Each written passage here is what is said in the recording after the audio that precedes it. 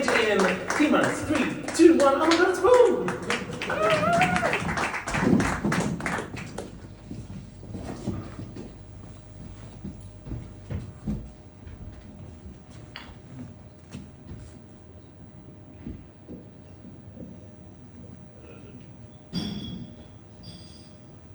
Hello, darling. Hi, Nick. How you doing? I'm alright, yeah. How are you doing there? I'm alright. As some of you may know, I was a little bit stressy when everyone came in because one of the sound engineers had broken something and not told me, and I had to deal with their mess. I was very annoyed. But that's not what we're here to do. We're here to praise you and give some thanks. So, everyone give a huge round of applause and give it up for the wonderful Paul! Hi everyone, good evening, my name is Paul. How's everybody doing this evening? Doing good, doing good. Some familiar faces and some new faces here. So, I would just like to start by saying that hopefully I'm going to start. It's said that disappointment takes adequate planning. So I'd just like to say if anyone's wanting to be entertained for the next 10 minutes, is to forget all that. I'm not here to make you laugh. I'm not here to even entertain you. I'm just here for me, basically. How about that? And all that's going to unfold. It might actually turn out to be funny. It may not. I'm here to spread a little bit of love. And hopefully, the message that we're all okay, just as we are. Which is not something we hear all the time, right? So Nick, if you could give us like a 3-minute warning, that'd be fantastic. So yeah, I've been doing this standing up here at the Brunswick for almost a year now. Not permanently, I go home and I come back again. And the microphone's looking down. I need to do that. That's better. That's right. Yeah, because there is this part of me, I was feeling a bit sorry for myself almost a year ago, and I thought, I need to do something, I need to mix it up in my life. And I thought, what is the scariest thing I can think of? And I thought, okay, I'm going to go and do open mic. And not just do one or two, but try and do one a week for a whole year, no matter what. And so there's been this journey, because there's a part of me that just doesn't want to be here, that will think of everything to kind of get in the way, to stop me showing up. And yeah, I've come to realise that this is the best therapy that you can get, as it turns out. And I don't know if anyone finds that. Like, who are the performers here tonight? Who's playing tonight? Yeah? Make some noise? How good it feels, right? Just not listening to that voice that says you're not good enough.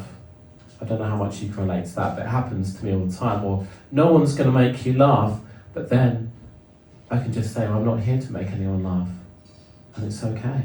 So we can have some little bit of fun with that. Yeah, and I'd like to. So what we could talk about tonight is that, and the fear, this idea, this voice inside that says you're not good enough, and that could be about standing up in front of a room full of people. It could be performing music. It could be about going for a job or asking someone out on a date. And there's always going to be a lot of resistance, and I feel that a lot. But there's a part of me that just wants to keep coming back to test that out, this thing. And for me, I've worn a mask my whole life. I've acted a certain way to get people to like me. So if I'm like this, or I can make people laugh. I used to be an entertainer.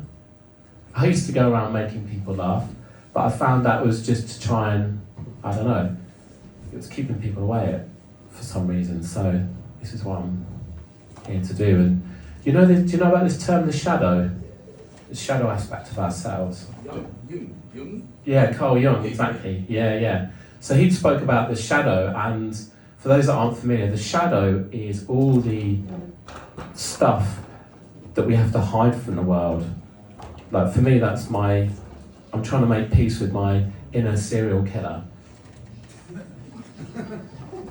Because part of me, I want to write this book called It's Okay to Want to Kill People. Because I think it'd be quite fun, if nothing else, just to, if you sat next to someone on the train, you'd probably get a seat by yourself. But I'm 100% not saying it's okay to run around killing people. This is not the message of love, Louis B, that I want to promote.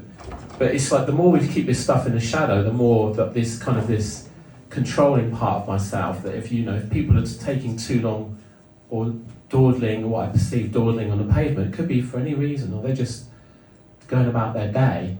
There's this part of me that goes, that gets my goat. Or someone cuts me up in the supermarket. It doesn't need to be a lot, but there is this part of me that, only this very small part, that is very unhappy and maybe would consider wanting to kill these people, because I honestly believe, and you can talk to therapists and they just kind of nod your head, they don't really buy into it, but I think I was an evil emperor in a past life. And if anybody looked at me the wrong way, I would have their heads chopped off. I wouldn't think anything about it. So that's, if such a thing exists, who here believes in past lives? Believe you've been alive before? Difficult. I mean, you can't really prove this stuff, but I'm just trying to understand why I've got such judgment about people who behave in ways that I don't agree with. And part of me wants to destroy them. Only a very small part. I just had to say that again. It's such a small part, and he doesn't come out to play. But what this journey is, by being here and almost naked, part of me wants to just let you all in, and to be okay if people don't like me. And all these aspects, like the little serial killer, who's actually quite a nice guy, but he's just misunderstood. So I want to show some light and love to this little guy and see how that goes. And then there is this aspect called the golden shadow. So if you imagine the house, it'd be the visible part, we let people into our house and in our living rooms, toilets, kitchens, etc. Conservatories, if anyone's got a conservatory, it is Hove, after all. But then we've got so imagine all the gunky stuff, because we've all got a little serial killer inside us, if we're perfectly honest, that we've got the capacity to do that. But that's a traditional shadow. There's this term called the golden shadow, which I'm really interested in, because that's like the attic of the house. And that, I've just come into this idea that in each and every human being, there's a light. There's something almost, or actually is divine in each and every person. Thank you. And to me that's really interesting, because I'm more comfortable talking about putting myself down and just saying I'm not good enough, or people don't like me for whatever reason. But if I even entertain the idea that there might be greatness or magnificence or something really beautiful inside me, that's kind of really challenging, because then, like a lot of us being conditioned to not allow our lights to shine. So this is this thing about this kind of golden shadow. But I know, as well as human beings, we're quite complicated creatures. Inside me, there is the guy, the little fella. Like I say, he's only little, he doesn't really get much for stay, but just to explain that I'm not going to go around and kill anyone. Not tonight. And also there's other part, there's like a growing sense of love and compassion for everybody on the planet, independent of these labels that we attach. Because underneath what we can observe, I think we're all made up of the same stuff. We all get angry. Maybe not all of us have got serial killers inside us, but there's a light in all of us. And that's what I wanted to kind of just share this evening. But should we do a little bit of, is it all right if I go a couple of minutes over, Nick? We do have a few more people to get through now. Yeah. More people signed up. So That's fine. a mini over, but not okay. How long was the time? You're now at 8 minutes and 7 seconds. Okay, right, okay. Cool. Just know where we are. So what I'd like to do is to just spread a little bit of love, is what I'd like to sort of finish off with. So if I can invite you all to close your eyes, I'm not going to kill anyone, like I say, or if it's more comfortable, just allowing your gaze to fall on the floor in front of you. Just want you to bring to mind, it could be a person or a pet, an animal, for whom you've got just the most profound sense of love.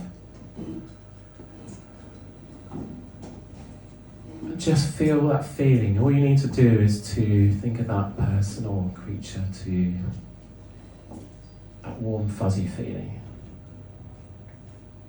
And just allow that feeling to expand out from your heart, filling the room, going further to the whole pub. And then the whole of Brighton, to include those people that you actually don't like very much. But if we can bring love to those, like the exes, why do they do that? And to forgive that, allow that love to expand across the whole planet. Imagine Mother Earth, this beautiful light of love that we can all spread from our hearts, which are immensely powerful. And then just allowing that love to come back to yourself for actually doing pretty well. It's a bit complicated, this crazy thing called life sometimes. So we can just send a little bit of love and forgive ourselves for things that we've perceived that we've done wrong in the past.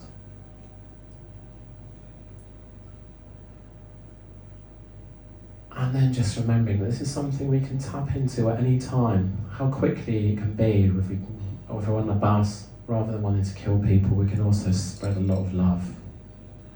Maybe it is as simple as being a choice.